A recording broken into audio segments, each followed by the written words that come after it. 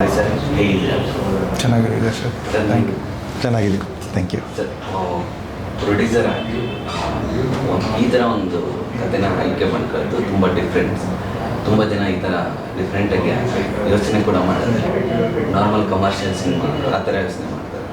ಈ ಥರ ಕತೆ ಬಂದಾಗ ಏನಕ್ಕೆ ನೀವೇ ಕತೆ ಬರ್ದಿರೋದ್ರಿಂದ ಸೊ ಏನಕ್ಕೆ ಇದೇ ಸಿನಿಮಾ ಮಾಡಬೇಕಂತ ಅದು ನೀವು ಹೇಳಿದ ಉತ್ತರ ನೀವು ಕೇಳಿದ ಪ್ರಶ್ನೆಯಲ್ಲೇ ಉತ್ತರ ಇದೆ. ಯೋಚನೆ ಬಂದ ಮೇಲೆ ಏನು ಮಾಡಬೇಕು, ಪ್ರೊಡ್ಯೂಸರು ಡೈರೆಕ್ಟರ್ ಹತ್ರ ಹೋಗೋದು. ಸೊ ಇದೊಂದು ಯೋಚನೆ ಬಂದ ಮೇಲೆ ಆ ಕಾನ್ಸೆಪ್ಟನ್ನು ಅದನ್ನು ಸ್ಟೋರಿಯಾಗಿ ಕನ್ವರ್ಟ್ ಮಾಡೋಕ್ಕೆ ನನಗೆ ಒಂದು ಒಳ್ಳೆ ಪ್ರೊಡಕ್ಷನ್ ಹೌಸು, ಒಳ್ಳೆ ಡೈರೆಕ್ಟರ್ ಬೇಕಿದ್ರು. ಆವಾಗ ನಾನು ಗಂಗಾಧರ್ ಅವ್ರಿಗೆ ಮೀಟಾಗಿ ಈ ಥರ ಒಂದು ಕಾನ್ಸೆಪ್ಟ್ ಇದೆ, ಏನು ಮಾಡ್ಬೋದು ಇದಕ್ಕೆ ಅಂತ. ಅದಕ್ಕೆ ಅದನ್ನು ಫುಲ್ ಒಂದು ಆಕಾರ ಕೊಟ್ಟು ಅದನ್ನು ಒಂದು ಸಿನಿಮಾ ಮಾಡೋಕ್ಕೆ ಸೃಷ್ಟಿ ಮಾಡಿದ್ದು ಅಲ್ಲಿಂದ ಶುರು ಆಗುತ್ತೆ. ಡೈರೆಕ್ಟರ್ಗೆ ಕೊಡೋದಕ್ಕೂ ಮುಂಚೆ ನೀವೇ ಡೈರೆಕ್ಷನ್ ಮಾಡಬಾರ್ದು ಅಂತ ಅನಿಸಿಲ್ಲ ಅವತ್ತು? ಪ್ರತಿಯೊಬ್ಬ ಮನುಷ್ಯನಿಗೂ ಅವನ ಕೆಪಾಸಿಟಿ ಏನು ಅಂತ ಗೊತ್ತಿರಬೇಕು ಫಸ್ಟು. ಓಕೆ, ಇವಾಗ ಆಲ್ರೆಡಿ ಅವರು ಪ್ರೂವನ್ ಡೈರೆಕ್ಟರ್ ಇದ್ದರು. ಸೊ ಇವಾಗ ಒಬ್ಬ ಪ್ರೂವನ್ ಡೈರೆಕ್ಟರ್ ಹತ್ರ ಹೋಗಿ ಮಾಡಿಸಿದ್ರೆ ನಾನು ಯೋಚನೆ ಮಾಡಿರೋದಕ್ಕೆ ಒಂದು ಸಫಲವಾದ ಒಂದು ಲಾಂಚ್ ಪ್ಯಾಡ್ ಸಿಗುತ್ತೆ. ಎಲ್ಲನೂ ನಾನೇ ಮಾಡ್ತೀನಿ ಅಂದರೆ ನಾನೇ ಆ್ಯಕ್ಟರ್ ಆಗ್ತೀನಿ. ಅದು ನನಗೆ ಗೊತ್ತಲ್ಲ ನನ್ನ ಕೆಪಾಸಿಟಿ ಏನು ಅಂತ. ನನ್ನ ಇವಾಗಿನ ಕೆಪಾಸಿಟಿ ಇರೋ ಪ್ರಕಾರ ನನ್ನ ಕಾನ್ಸೆಪ್ಟ್ ಮಾಡೋವರೆಗೂ ನಂದಿದೆ. ಇವಾಗ ಇನ್ನೂ ಒಂದು ಸ್ವಲ್ಪ ದಿನ ಆದಮೇಲೆ ನಾನು ಕಲ್ತ ಮೇಲೆ ಅದರಲ್ಲಿ ಇವಾಗ ಇದರಿಂದನೂ ಸಾಕಷ್ಟು ಕಲ್ತಿದ್ದೀನಿ, ಮುಂದೆ ನೋಡೋಣಂತೆ. ಬಟ್ ಇದು ಐ ವಾಸ್ ವೆರಿ ಶ್ಯೂರ್, ನಾನು ಕಾನ್ಸೆಪ್ಟ್ ಮಾತ್ರ ತೊಗೊಂಡೋಗೋದು, ನಿರ್ಮಾಣ ಮಾತ್ರ ಮಾಡೋದು. ಈ ಥರ ಒಂದು ಸ್ಟೋರಿ ಬರೆಯೋದಕ್ಕೆ ಯಾವುದನ್ನ ಇನ್ಸಿಡೆಂಟ್ ಯಾವುದು ಬಂದಿದೆ? ನಾಟ್ ಓನ್ಲಿ ಇನ್ಸಿಡೆಂಟ್ ದಶರಥ್, ಇವಾಗ ನಮ್ಮ ಸುತ್ತಮುತ್ತ ನಡೀತಾ ಇರೋದೇ ಇದು. ಪ್ರತಿಯೊಬ್ಬರಿಗೂ ಒಂದಿಲ್ಲ ಒಂದು ಕತೆ ತಲೆಯಲ್ಲಿ ಬರ್ತಾನೆ ಇರುತ್ತೆ. ಆದರೆ ಈ ಕತೆ ಕಾನ್ಸೆಪ್ಟ್ ಬಂದಾಗ ಈಗಿನ ಕಂಟೆಂಪ್ರರಿ ಜಗತ್ತಿನಲ್ಲಿ ಈ ಥರ ಆಗ್ತಾ ಇರೋದು, ಇದೊಂದು ಹೊಸ ಜಗತ್ತಿನಲ್ಲಿ ಜನ ಅದನ್ನು ಹೇಗೆ ಯೂಸ್ ಮಾಡ್ತಾ ಇದ್ದಾರೆ. ಈ ಕಥೆ ಯಾವುದೂ ಸಿನಿಮಾ ಆಗಿರಲಿಲ್ಲ ಈವರೆಗೂ. ಸೊ ಕನ್ನಡ ಇಂಡಸ್ಟ್ರಿಯಲ್ಲಿ ಈ ಥರದ ಒಂದು ಸಬ್ಜೆಕ್ಟ್ ಬಂದಿಲ್ಲ.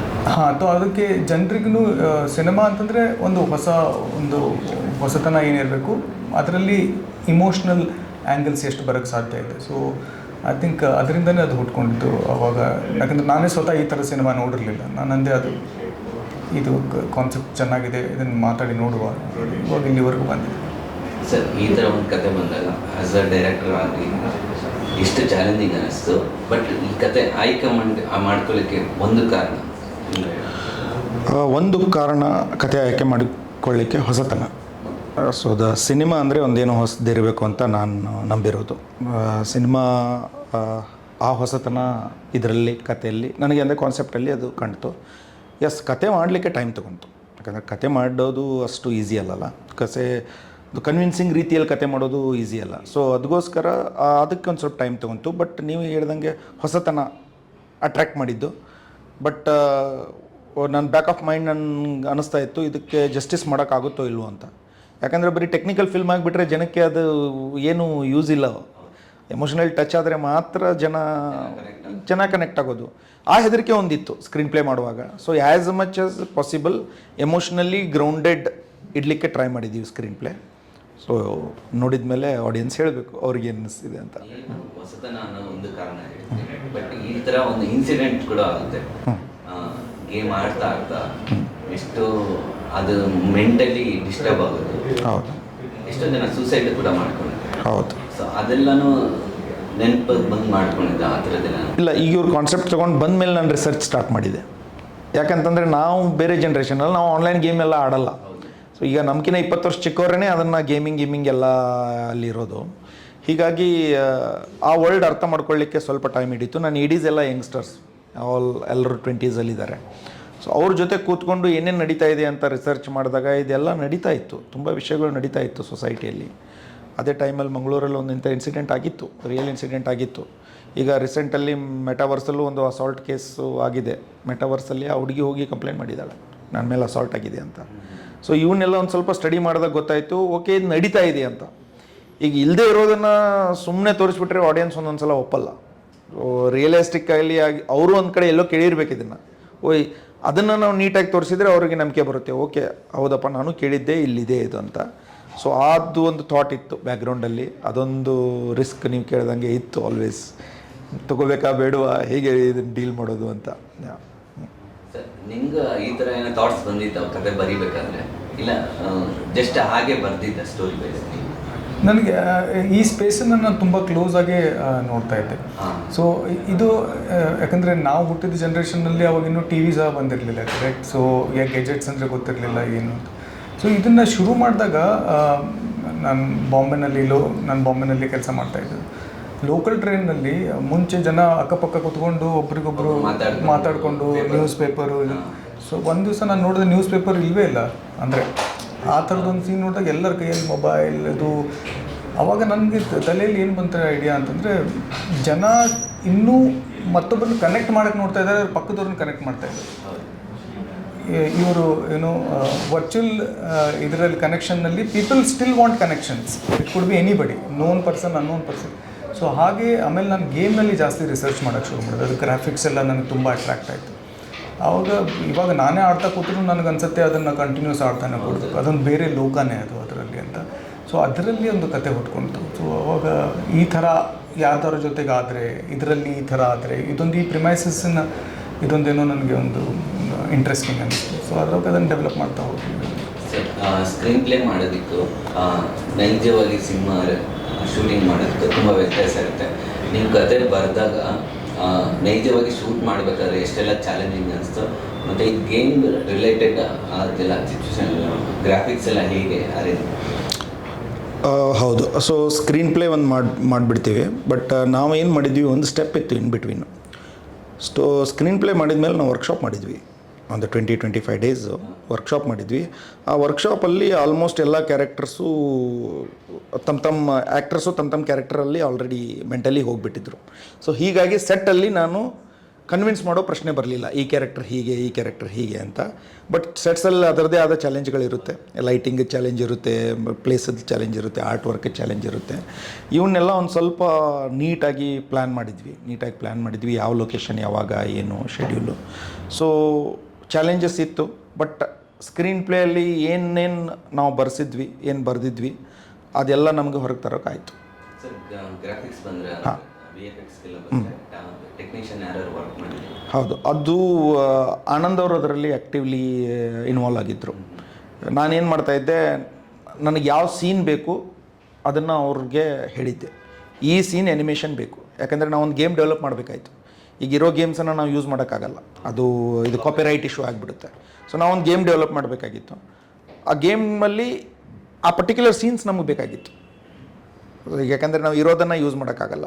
ಸೊ ಮತ್ತು ನಾವು ಕ್ಯಾರೆಕ್ಟರ್ಸನ್ನು ಡೆವಲಪ್ ಮಾಡಬೇಕಾಗಿತ್ತು ಮೊದಲು. ಈಗ ನಮ್ಮ ಫಿಲ್ಮಲ್ಲಿ ಇರೋ ಕ್ಯಾರೆಕ್ಟರ್ಸಲ್ಲೇ ಮೆಟಾವರ್ಸಲ್ಲಿ ಈಗ ಆನ್ಲೈನ್ ಗೇಮಿಂಗಲ್ಲಿ ಹೋದಾಗ ಅವ್ರು ಅದೇ ರೀತಿ ಕಾಣಬೇಕು.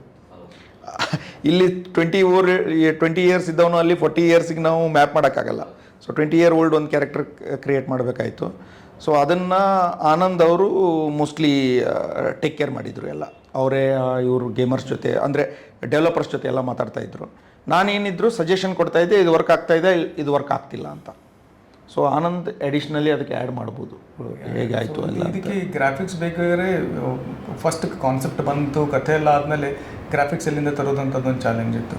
ಸೊ ಆನ್ಲೈನಲ್ಲೇ ನಾನು ಸರ್ಚ್ ಮಾಡ್ತಾ means I got in touch with people from Spain, UK, many other countries and through online and everything. ಅವ್ರ ಕನೆಕ್ಷನ್ ಲಿಂಕ್ಡ್ಇನ್ನಲ್ಲಿ ಮಾಡಿ ಅದು ಇದು. ಕೊನೆಗೆ ನನಗೆ ಸಿಕ್ಕಿದವರು ಇಂಡಿಯಾದಲ್ಲಿ. ಅದನ್ನು ಯಾಕಂದರೆ ಇದೊಂದು ಸಾಫ್ಟ್ವೇರೇ ಹೊಸದು, ಅನ್ರಿಯಲ್ ಎಂಜಿನ್ ಅಂತ. ಇದನ್ನು ಮಾಡೋರು ತುಂಬ ಕಡಿಮೆ ಜನ. ಇದನ್ನು ಇನ್ನು ಮುಂದೆ ಮಾಡ್ಬೋದು, ಮಾಡಲಿ, ಇನ್ನೂ ಜನ ಸಾಕಷ್ಟು ಮಾಡಿದ್ರು ಇದು ಒಳ್ಳೆಯದು. ಆಮೇಲೆ ಅವ್ರ ಹತ್ರ ಅವರು ಇರೋದೊಂದೊಂದು ಕಡೆಗೆ ಅದನ್ನೆಲ್ಲ. So we got in touch ಅವ್ರ ಜೊತೆ. ಅವ್ರಿಗೂ ಯಾಕಂದರೆ ಕಾನ್ಫಿಡೆನ್ಸ್ ಬರಬೇಕಲ್ಲ, ಇದೆಲ್ಲ ವರ್ಚುವಲಿನೇ ನಡೀತಾ ಇದ್ದಿದ್ದು ನಮ್ಮದು. ಅದಾಗ್ತಾ ಹೋಯ್ತು. ಅವ್ರಿಗೂ ಫಸ್ಟ್ಗೆ ಗೊತ್ತಾಗಲಿಲ್ಲ, ನೀವು ಸಿನಿಮಾದಲ್ಲಿ ಹೇಗೆ ಯೂಸ್ ಮಾಡ್ತೀರಾ, ಹೇಗೆ ಇಲ್ಲ ನನಗೆ ಮಾಡಬೇಕಿದನ್ನು ಅಂಥೇಳಿ. ಅದಕ್ಕೆ ಔಟ್ ಹೇಗೆ ತೆಗಿಬೇಕು ಅದನ್ನು ಸಾಕಷ್ಟು ನಾವು ರಿಸರ್ಚ್ ಮಾಡಿದ್ದೀವಿ. It is work. Thank you. Budget wise ಜಾಸ್ತಿ ಆಯ್ತಾ ಈ ಆ್ಯನಿಮೇಷನ್ ವರ್ಕು ಇದೆಲ್ಲ ಬಂದಿಲ್ಲ? ದರ್ಶಕ್, ನಾನು ಎಲ್ಲರಿಗೂ ಹೇಳೋದೇ, ಈ ಚಿತ್ರದಲ್ಲಿ ನಮ್ಮ ಬಜೆಟ್, ನಮ್ಮ ಇಂಟೆಲೆಕ್ಚುಯಲ್ ಪ್ರಾಪರ್ಟಿ, ನಮ್ಮ dedication, commitment of artist, technicians, everything. ಇದರಲ್ಲಿ ರಿಟರ್ನ್ಸು ನಾವು ಎಕ್ಸ್ಪೆಕ್ಟ್ ಮಾಡ್ತಾ ಇರೋದು ಜನರ ಚಪ್ಪಾಳೆ. That's what I can say. ಅಂದರೆ ನಾನು ಯಾಕೆ ಪ್ರಶ್ನೆ ಕೇಳೋದು, ಬಜೆಟ್ ಅಂದರೆ ಆ್ಯನಿಮೇಷನ್ ವರ್ಕ್ ಈಗ ಮನುಷ್ಯರ ಹತ್ರ ಆ್ಯಕ್ಟಿಂಗ್ ತರಿಸೋದು ತುಂಬ ಈಸಿ. ಆ್ಯನಿಮೇಷನ್ ವರ್ಕ್ ಅಂತ ಬಂದಾಗ ಅದು ಬಜೆಟ್ ಆ ಗೇಮ್ ಹೇಗಿರುತ್ತೆ ಹಾಗೆ ನಡ್ಸ್ಕೊಂಡು ಹೋಗುತ್ತೆ. ಸೊ ನಾವು ಆಲ್ರೆಡಿ ಕೇಳಿದ್ದೆ, ತುಂಬ ಒಂದು ಗೇಮು ರೆಡಿ ಮಾಡೋಕ್ಕೆ ತುಂಬ ಬಜೆಟ್ ಆಗುತ್ತೆ. ಕರೆಕ್ಟ್. ಸೊ ಈ ಥರ ಒಂದು ಬಜೆಟ್, ಈ ಥರ ಒಂದು ಸಿನಿಮಾ ಮಾಡ್ಬೇಕಾದ್ರೆ ಬಜೆಟ್ ತುಂಬ ಅದಕ್ಕೆ ಆ ಬಜೆಟ್ ನೋಡಿ ಮಾಡಿದರೆ ನಾವು ಪ್ಯಾಷನ್ವರೆಗೂ ರೀಚ್ ಆಗೋಕ್ಕಾಗೋದಿಲ್ಲ. ನೀವು if you have to give something to the audience, you have to put in all the efforts. So ನಾವು we have done everything. So ಅದಕ್ಕೆ ಸ್ಟೋರಿಗೆ ಏನು ಬೇಕಾಗಿತ್ತು ಅದನ್ನು ನಾವು ಆ ಥರ ಮಾಡಿದ್ದೀವಿ. ನಮ್ಮ ಲಿಮಿಟ್ಸ್ನಲ್ಲಿ ಏನಾಗುತ್ತೆ ಅದನ್ನು. I think there are ways ಎಲ್ಲಿ ನೀವು ಸ್ವಲ್ಪ ಹೊಸ ಟೆಕ್ನಾಲಜಿ ಯೂಸ್ ಮಾಡುವಾಗ ಸುಮಾರು ಜನ ಇನ್ನೂ ಗೊತ್ತಿಲ್ಲ ಅವ್ರಿಗೆ ಟೆಕ್ನಾಲಜಿ ಯೂಸ್ ಮಾಡ್ತಾ ಇರೋದು. ಇಮೆನ್ಸ್ ಸ್ಕೋಪ್ ಇದೆ, ಬಜೆಟ್ ಆಗಿದೆ. But for us the product is important. We are happy with the product. ಫ್ಯೂಚರಲ್ಲಿ ಏನಾದರೂ ಪ್ಲೇ ಸ್ಟೋರ್ ಆ ಥರದ್ದು ಏನೋ ಬರ್ಬೋದು? ಚಾನ್ಸಸ್ ಇದೆ ಸಾಕಷ್ಟು ಮಾಡೋಕ್ಕೆ ಅದನ್ನೆಲ್ಲ. ಬಟ್ ನಮ್ಮದು ಕರೆಂಟ್ ಫೋಕಸ್ ಕನ್ನಡ ಜನರಿಗೆ ಹೇಳಬೇಕು, ಏನೋ ಹೊಸದು ಚೆನ್ನಾಗಿದೆ, emotionally it is connecting me. ಅವ್ರು ಇದನ್ನು ಮಾಡಿದ್ಮೇಲೆ ದೆನ್ ಇವೆಲ್ಲ ಅದು ಮರ್ಚೆಂಡೈಸಿಂಗು ಅದೆಲ್ಲ that is a later stage. But that is not my core thought. My core thought is to show that film on a big screen to the people. So let them see and enjoy it. ಇನ್ನೂ ಬೇಕಿದ್ರೆ ಇನ್ನೂ ಜಾಸ್ತಿ cinema ಮಾಡೋಣ ಅಂತ. Sir, ನಿನ್ನೆ ನಾನು trailer ನೋಡಿದಾಗ ನನ್ನ ಕಣ್ಣಿಗೆ ಟ್ರೈಲರ್ ನೋಡಿದ್ರೆ 3 ವ್ಯಕ್ತಿ ತುಂಬಾ ಇಂಪ್ಯಾಕ್ಟ್ ಅನಿಸ್ತಾರೆ. ಜಯ ಆಗಲಿ, ವಿಜಯ ರಾಘವೇಂದ್ರ ಭಾವನ ಅವರಾಗಲಿ, ಮತ್ತು ಹೀರೋಯಿನ್. ಈ ಪಾತ್ರಗಳನ್ನು ಸೆಲೆಕ್ಟ್ ಮಾಡಿದ್ದು ಇವರೇ ಬೇಕು ಅಂತ ಮಾಡಿದ್ದ, ಇಲ್ಲಾಂದರೆ ಇನ್ನೊಬ್ಬರು ಡೇಟ್ ಸಿಕ್ಕಿಲ್ಲ ಅಂತ ಮಾಡಿದ್ದ? ಡೇಟ್ ಸಿಕ್ಕಿಲ್ಲ ಅಂತ ಮಾಡಿದ್ದಲ್ಲ, ಈಗಲೇ ಕ್ಲಿಯರ್ ಮಾಡ್ತೀನಿ. ಯಾಕಂತಂದರೆ ನಾನು ಯೂಶ್ವಲಿ ಸ್ಕ್ರೀನ್ ಪ್ಲೇ ಮಾಡಿದ ಮೇಲೆ ಆ್ಯಕ್ಟರ್ಸ್ ಥಿಂಕ್ ಮಾಡೋದು. ಅಂದರೆ 2 ರೀತಿ ಇರುತ್ತಲ್ಲ. ಒಂದು ಏನು ಮಾಡ್ತೀರಾ, ನೀವು ಹೀರೋನ್ನೇ ತಲೆಯಲ್ಲಿ ಇಟ್ಕೊಂಡು ಸ್ಕ್ರೀನ್ ಪ್ಲೇ ಮಾಡ್ತೀರಾ, ಕೊನೆಗೆ ಅವ್ರ ಡೇಟ್ ಸಿಗಲ್ಲ, ನೀವು ಬೇರೆ ಯಾರಿಗೂ ಅದನ್ನು ಅಳವಡಿಸ್ಕೊತೀರ. ಸೊ ಇಲ್ಲಿ ಸ್ಕ್ರೀನ್ ಪ್ಲೇ ಒಂದು ರೆಡಿ ಆದಾಗ ಇಲ್ಲಿ ಈ ಕ್ಯಾರೆಕ್ಟರ್ಗಳೆಲ್ಲ ಸ್ಕೆಚ್ ರೆಡಿ ಆಗಿಬಿಟ್ಟಿತ್ತು, ಕಂಪ್ಲೀಟ್ ಸ್ಕ್ರೀನ್ ಪ್ಲೇ ರೆಡಿ ಇತ್ತು. ನಾವು ಅವಾಗ ಕಾಸ್ಟಿಂಗ್ ಸ್ಟಾರ್ಟ್ ಮಾಡಿದ್ವಿ. ಸೊ ಎವ್ರಿ ಕಾಸ್ಟಿಂಗಲ್ಲಿ ಏನಿತ್ತು, ನಮಗೆ ಆ ಪರ್ಟಿಕ್ಯುಲರ್ ಕ್ಯಾರೆಕ್ಟರಿಸ್ಟಿಕ್ ಬೇಕಾಗಿದೆ. ಯಾಕಂದರೆ ಇವು ಸ್ಟ್ರೇಟ್ ಫಾರ್ವರ್ಡ್ ಡೈಲಿ ನೋಡುವಂಥ ಕ್ಯಾರೆಕ್ಟರ್ಸ್ ಅಲ್ಲ. ಎಷ್ಟು ಜನ ಗೇಮರ್ನ ನಾವು ಡೈಲಿ ನೋಡ್ತೀವಿ, ಎಷ್ಟು ಜನ ಸೈಕಾಲಜಿಸ್ಟ್ ಏನೋ PhD ಮುಗಿಸಿ ಹಾರ್ವರ್ಡಿಂದ PhD ಮುಗಿಸಿ ಬಂದ ಎಷ್ಟು ಜನ ನೋಡ್ತೀವಿ, ತುಂಬ ಕಡಿಮೆ ಜನನ. ಸೊ ಅದಕ್ಕೆ ಆ ರೀತಿ ಮ್ಯಾಚ್ ಆಗುವಂಥ ಕ್ಯಾರೆಕ್ಟರ್ಸನ್ನು ಚೂಸ್ ಮಾಡಬೇಕಾಗಿತ್ತು. ಇನ್ಕ್ಲೂಡಿಂಗ್ ಶ್ರುತಿ ಪ್ರಕಾಶ್ ಅವರು ಒಂದು ಸೆಲೆಬ್ರಿಟಿ ಹೀರೋಯಿನ್ ರೋಲ್. ಎಷ್ಟು ಜನ ನಾವು ಹೀರೋಯಿನ್ ಡೈಲಿ ನೋಡ್ತೀವಿ, ನೋಡೋಕ್ಕಾಗಲ್ಲ. ಸೊ ಪೊಲೀಸ್ ಕ್ರೈಮ್ ಬ್ರ್ಯಾಂಚ್ ಇದು ಸೈಬರ್ ಕ್ರೈಮ್ ಇನ್ವೆಸ್ಟಿಗೇಟಿಂಗ್ ಆಫೀಸರ್ ಭಾವನ ಮಾಡಿರೋದು, ಇವೆಲ್ಲ ಯುನೀಕ್ ಕ್ಯಾರೆಕ್ಟರ್ಸ್ ಇದ್ದಿದ್ದರಿಂದ ಫಸ್ಟ್ ಅವ್ರನ್ನ ನಾನೇ ಮೊದಲು ಕನ್ವಿನ್ಸ್ ಆದೆ. ಅವರ ಬೇರೆ ಬೇರೆ ಫಿಲ್ಮ್ಗಳನ್ನು ನೋಡಿ ಇದನ್ನೆಲ್ಲ ನೋಡಿ, ಎಕ್ಸೆಪ್ಟ್ ಜೈಗೆ ನಾವು ವರ್ಕ್ಶಾಪ್ ಮಾಡಬೇಕಾಯಿತು ತುಂಬ ಅವನ ಕ್ಯಾರೆಕ್ಟರ್. ಉಳಿದವ್ರದ್ದು ವರ್ಕ್ ನಾನು ನೋಡಿದ್ದೆ ಆಲ್ರೆಡಿ, ಎಕ್ಸ್ಪೀರಿಯೆನ್ಸ್ ತುಂಬ ಇತ್ತು ಅವ್ರಿಗೆ ಆಲ್ರೆಡಿ ಇಂಡಸ್ಟ್ರಿಯಲ್ಲಿ. ಸೊ ಹಾಗಾಗಿ ಅವ್ರನ್ನ ರೀಚ್ ಮಾಡಿದಾಗ ಒಂದು ಅಡ್ವಾಂಟೇಜ್ ಏನಂತಂದರೆ ಈ ಸ್ಕ್ರಿಪ್ಟ್ನ ಯಾರೂ ರಿಜೆಕ್ಟ್ ಮಾಡೋ ಕಂಡೀಷನ್ ಇರಲಿಲ್ಲ. ನರೇಷನ್ ಆದ ತಕ್ಷಣ ಒಂದು ಕನ್ವಿನ್ಸ್ ಆಗಿಬಿಟ್ರೆ ಆರ್ಟಿಸ್ಟು ಇದರಲ್ಲಿ ಏನೋ ಇದೆ, they want to be part of it ಅಂತ. ಸೊ ಹಾಗೆ ಕಾಸ್ಟಿಂಗ್ ಆಗಿರೋದು. ನನಗೊಂದು ಡೌಟ್ ಇದೆ, ಅಂದರೆ ಅಪರ್ಣವ್ರು ತುಂಬ ಹಿಂಗೆ ಮೇಜರ್ ರೋಲ್ ಇದೆ, ಬಟ್ ನೀವು ಟ್ರೈಲರ್ ಜಾಸ್ತಿ ತೋರಿಸಿಲ್ಲ. ಹೌದು, ಅದೊಂದು ಇಂಪಾರ್ಟೆಂಟ್ ಕ್ಯಾರೆಕ್ಟರು. ಸೊ ಟ್ರೈಲರಲ್ಲಿ ಏನು ತೋರಿಸ್ಬೇಕು ಏನು ತೋರಿಸ್ಬಾರ್ದು ಅನ್ನೋದು ಒಂದೊಂದು ಸಲ ಅದು ಸೀಕ್ರೆಟ್ ಆಫ್ ದ ಡೈರೆಕ್ಟರ್ ಅದು. ಯಾಕಂತಂದರೆ ನಮ್ಮದೊಂದು ತಲೆಯಲ್ಲಿರುತ್ತೆ, ಇದನ್ನು ಈ ರೀತಿಯೇ ಜನ ಯೋಚನೆ ಮಾಡಲಿ ಅಂತ. ಸಿನಿಮಾಗೆ ಬಂದಾಗ ಅದೇ ರೀತಿಯೂ ಇರ್ಬೋದು, ಇಲ್ಲದೇನೂ ಇರ್ಬೋದು. ಸೊ ಹಾಗೆ ಯೋಚನೆ ಮಾಡಿ ಅಪರ್ಣವ್ರದ್ದು ಹೆಚ್ಚಿಗೆ ತೋರಿಸಿಲ್ಲ. But it is a very important character, very very important character. Major ಇರುತ್ತೆ ಅಂತ. ಮೇಜರ್ ಕ್ಯಾರೆಕ್ಟರ್ ಅದು. ಅಂದರೆ ಅವರು ಜಯ ಕ್ಯಾರೆಕ್ಟರ್, ತಾಯಿ ಕ್ಯಾರೆಕ್ಟರ್, ಜಯ ಅವ್ರ ತಾಯಿ ಕ್ಯಾರೆಕ್ಟರ್. ಇದೇ 10th ರಿಲೀಸ್ ಆಗ್ತಾಯಿದೆ ಸರ್. ನೀವೇನಾದರೂ ಆಡಿಯನ್ಸ್ಗೆ, ಈಗ ಜನ ಥಿಯೇಟರ್ಗೆ ಬರೋದು ತುಂಬ ಕಷ್ಟ ಆಗುತ್ತೆ. ಸೊ ನೀವು ಆಡಿಯನ್ಸ್ಗೆ ಯಾವ ಥರ ರಿಕ್ವೆಸ್ಟ್ ಮಾಡ್ತೀರಾ, ಯಾವ ಕಾರಣಕ್ಕಾಗಿ ಸಿನಿಮಾಗೆ ಬರಬೇಕು ಅಂತ? ಇದೊಂದು ಡೆಫಿನೆಟ್ಲಿ ಎಂಟರ್ಟೈನಿಂಗ್ ಫಿಲ್ಮ್.